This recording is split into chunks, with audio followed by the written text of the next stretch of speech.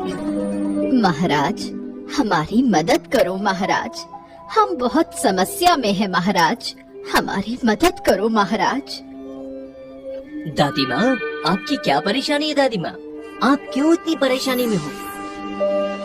महाराज, ये मेरा पोता है, इसके माता पिता की मृत्यु हो गई है, इसलिए अब हम दोनों ही एक दूसरे का सहारा हैं।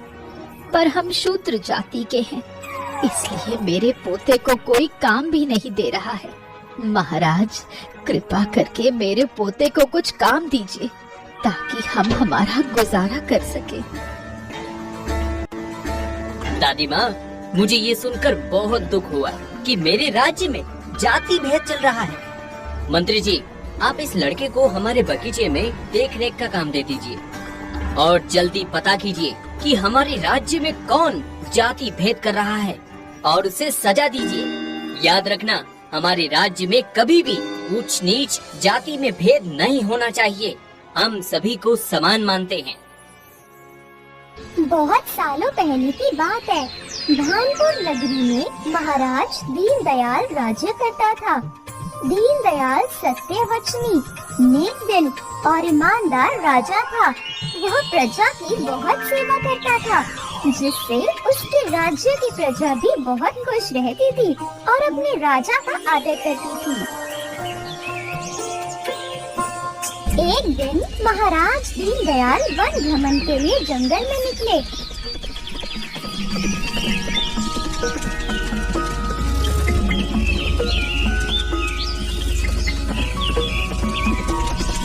चलते चलते वह जंगल में काफी दूर तक आ गए और फिर वह झरने के पास रुके।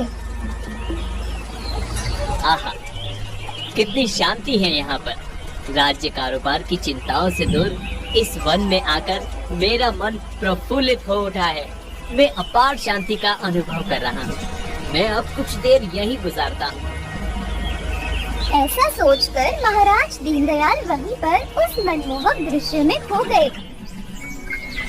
पर कुछ ही देर बाद उन्हें किसी के चिल्लाने की आवाज आई। बचाओ, हमें बचाओ, हमें कोई बचाओ, बचाओ। अरे, ये आवाज कैसी? ये आवाज तो उसी ओर से आ रही है। लगता है कोई बड़े संकट में है। चलो, मैं जाकर देखता हूँ। महाराज उसी ओर निकल गए जिस ओर से वह आवाज आ रही थी।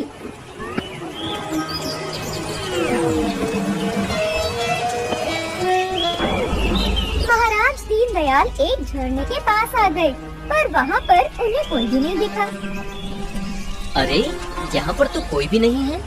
फिर वो आवाज किसकी थी? कोई है?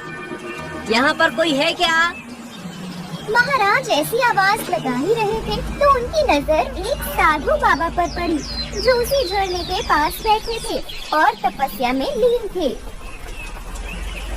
साधु बाबा के कानों में दीनदयाल के चिल्लाने की आवाज गई तो उनकी तपस्या भंग हो गई और उन्होंने आंखें खोली तो उन्हें महाराज दीनदयाल दिखे। दीनदयाल को देखते ही साधु बाबा बहुत क्रोधित हो गए।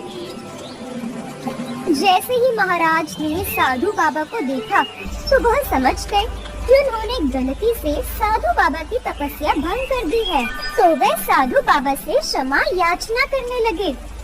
वह आवाज उन प्रेत आत्माओं की थी जिन्हें मैं अपने वश में लेना चाहता था।